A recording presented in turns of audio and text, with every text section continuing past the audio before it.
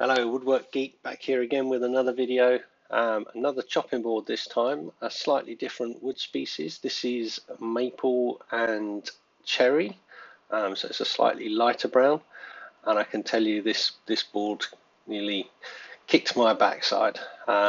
It was challenging for a number of reasons, mostly because of a poor glue up, and then I spent a lot of time recovering it, but we'll go through that in a bit. So how did I start off? I started off by drawing a plan. So I doodled on some paper, creating this kind of layout that I'd seen in a bathroom somewhere, kitchen tiles. So it's basically squares. So you've got a large square and a small square, and the large square is then bordered with maple, and the small square is just plain cherry. So I start by prepping the wood. So you can see me here on the bandsaw resawing the squares and getting them roughed in. Once I've got the squares roughly to shape, I then put them past the planer and just clean up the edges so that I end up with nice square pieces of timber to then joint with a maple. So that's the planing done. I'm just putting them all through the thicknesser, and obviously I go in and then 90 degrees so I get perfectly square across all four pieces. Once I've done that, it's the maple. So I cut the maple strips a lot thinner. So these are cut about 5mm, 4.5mm thick. And then I do the same. I put them through the planer to clean up one edge and get them all equal sort of thicknesses. So I need quite a lot. So all four sides of the maple are used to sandwich the cherry. So 3 kind of cherry blocks, 4 sides, 12 pieces needed.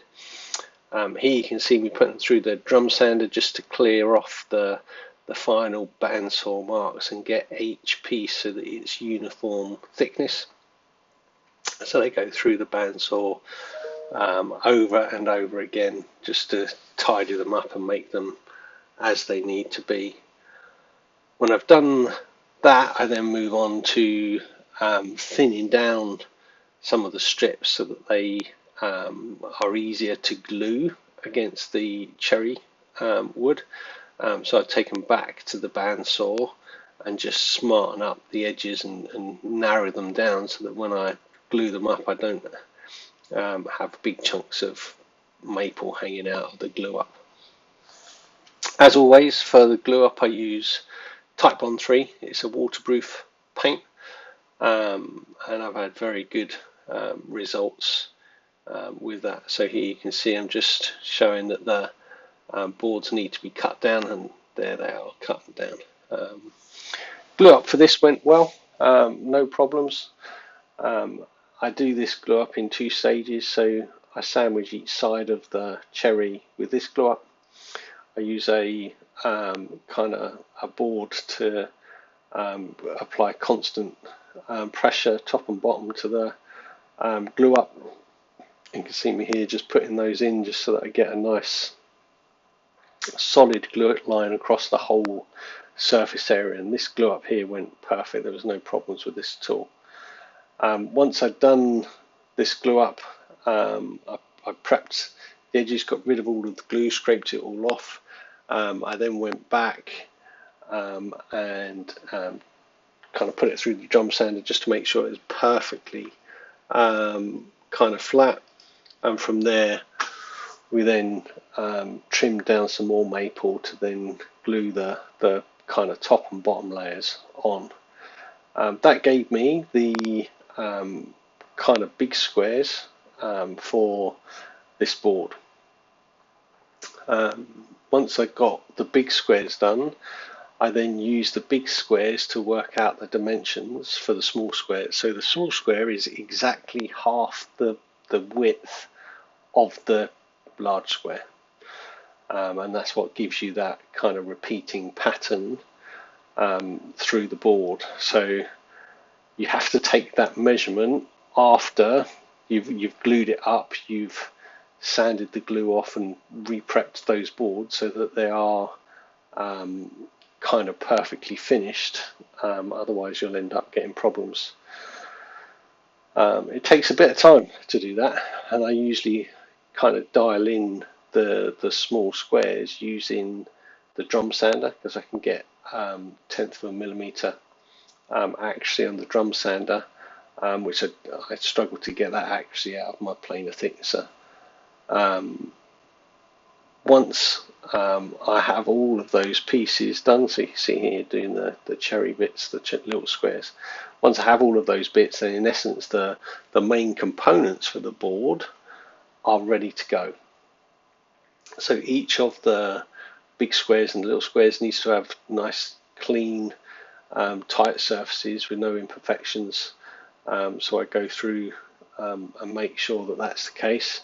And then once I've got all of those pieces ready, I then cross come to flip on ends. So this is kind of face grain mode, if you like, pushing them through the planer, just tightening them up to the correct lengths. And once that's all done, I use the table saw here. You can see me making the little blocks. So I take that face grain, cut them down into kind of 50 or 55 mil kind of blocks. That's about 2 inches if you're not familiar with metric. And then once you've done that, what it basically does is it creates a furry edge on the top and bottom. So each of those pieces needs to be hand sanded to remove that kind of furry edge off of the block. So there's quite a lot of blocks in terms of this particular board, so it takes me a good chunk of time. But in essence, I just rub each of the 6 sides of each piece on a piece of sandpaper, and when I do that, you can see there I'm keeping the sanding dust for each of the different colours, so that will help with any imperfections later. And it's just as well I did that on this board, because there were way too many, to be honest, for this pattern. It's key that all of these pieces are the same height. So what I tend to do is I cut all of the pieces in a single sitting with a bandsaw in a single kind of cutting distance. That then guarantees that the starting height for all the parts is exactly the same. Once you've got all of those pieces prepped, it's then time really to make a decision as to what pattern would be preferable. And I could see 2 different types of patterns with these 2 blocks.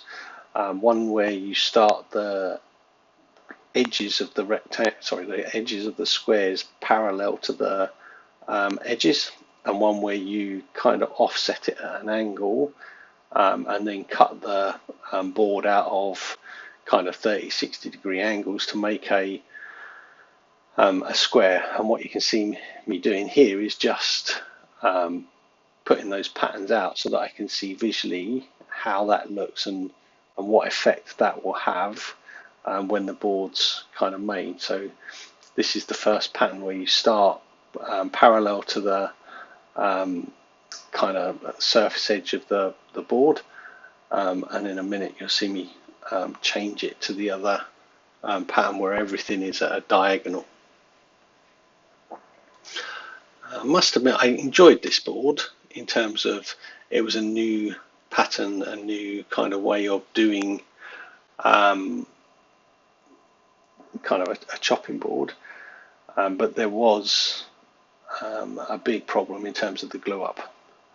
So the pattern that I chose to do was the kind of offset pattern, and what that basically meant was that the kind of edges needed to be trimmed down to fit in. So here you can see me making a jig so that I can cut the kind of triangle pieces out of spare blocks to then fill in the edges to make it go further. Here you can see me doing a dry glue up.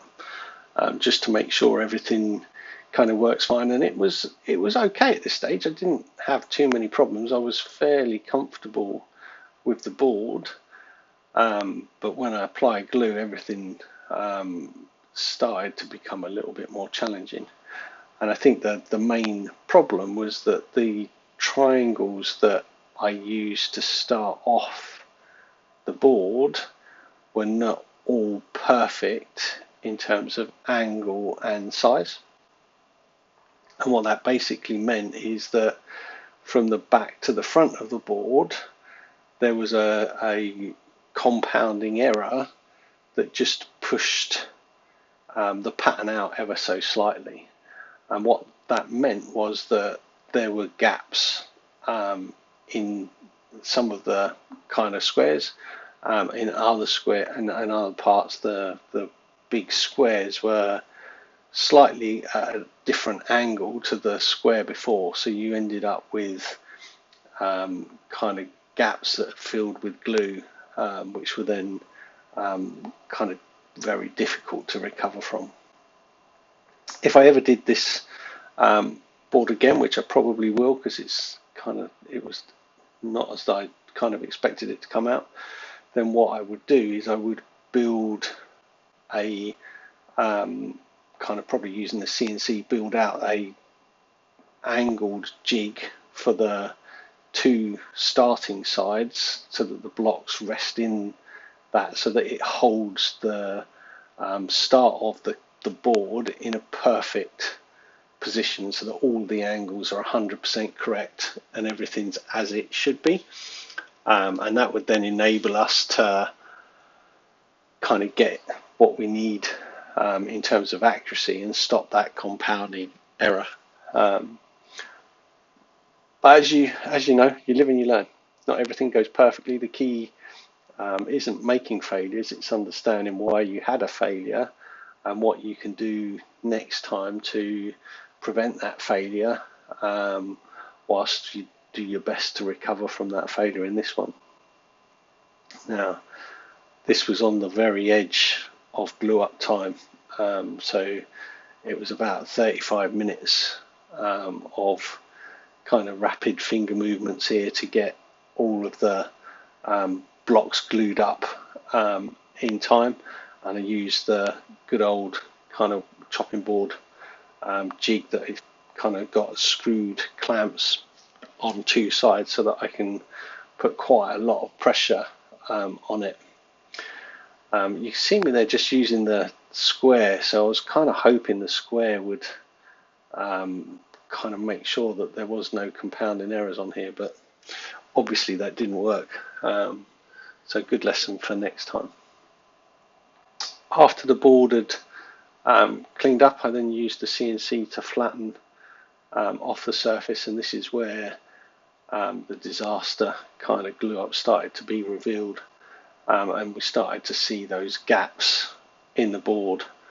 Like I say, not very happy with how this one came out, but I did my best to recover it, and you can let me know how you think I did when you see the pictures at the beginning or end of this video. I'm not going to tell you it's perfect, but it's a lot better by the end of the repairs than it was at the beginning of the repairs, I can assure you that.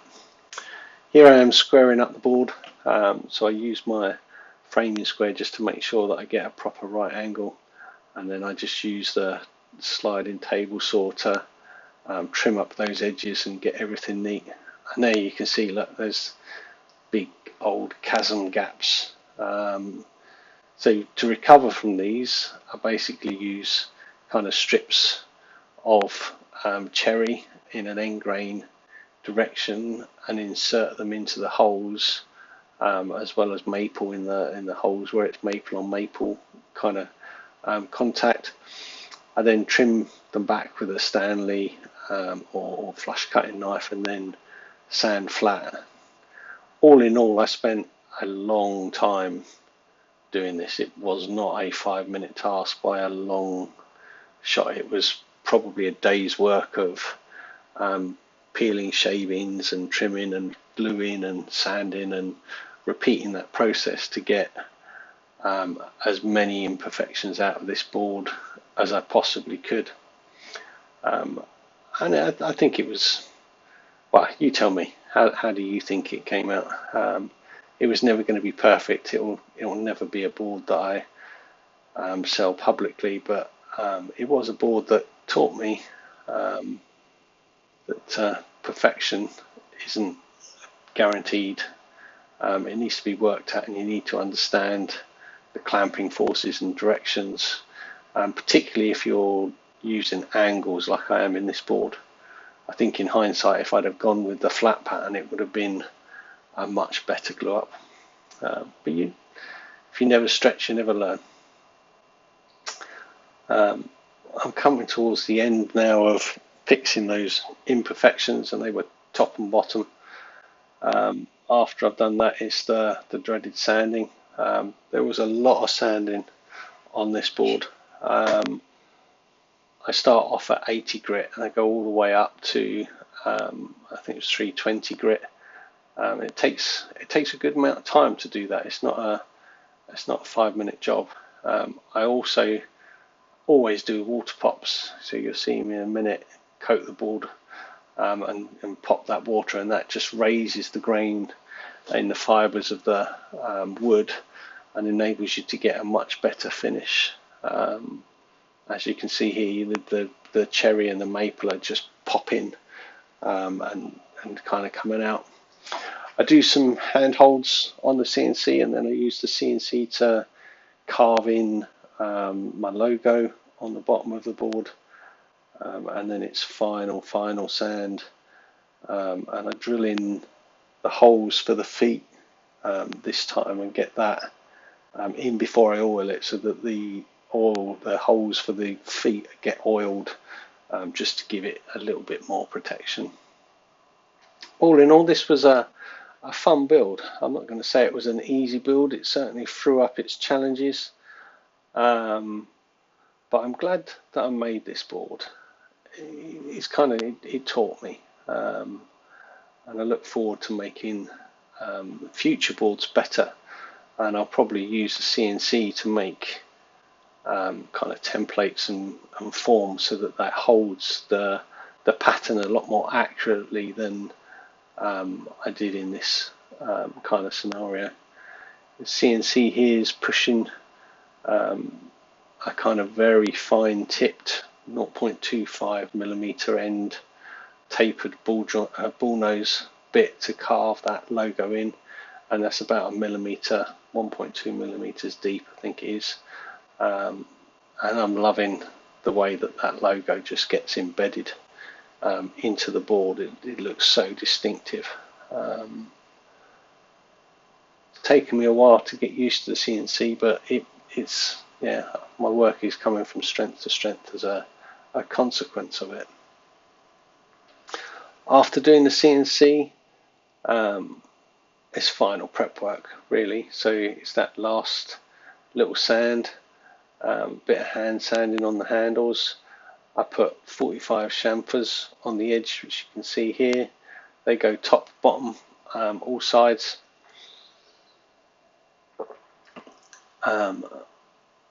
You can see here I just had a bit of a chip out when I was routering the 45 chamfer in, so I glue it back in.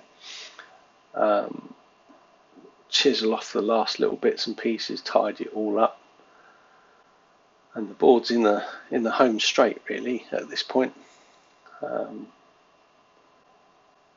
This is the point I like. Not everybody enjoys sanding, but I love that last sand where you kind of get a feeling for how good or bad that board really is.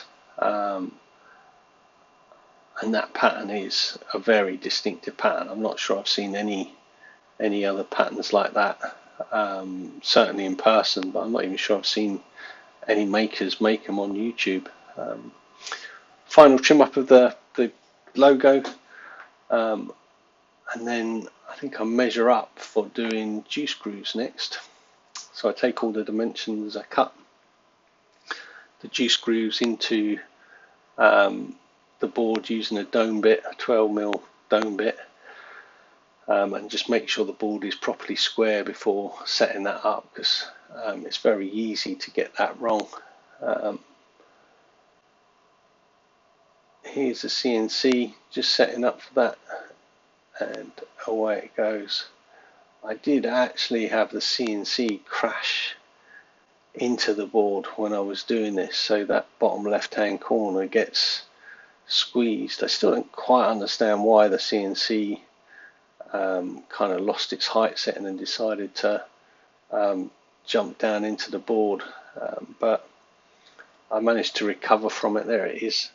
Managed to recover from it by chamfering those corners off a little bit more than I would normally do, and it tidied it up. I think the key with woodwork is you will make mistakes. It's not the fact that the best woodworkers make no mistakes, but the key is how you recover from those mistakes. So this was a good board for learning those bits and pieces. And you can see me chamfering that bad edge off there.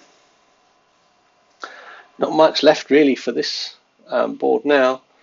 It's a case of applying some oil, getting it into the logo and pushing it all through, and then putting the feet on. And that is another board done. Like I say, take a look, let me know if you like it. Not the best board I've ever made, but certainly one of the more pretty designs I've ever made. And I'm very happy that I tried it and learnt from it. That's it for me. Woodwork Geeks over and out. If you've got a board pattern you think you'd like me to make, or you haven't seen made before, give me a shout, send me some comments. I'd love to hear.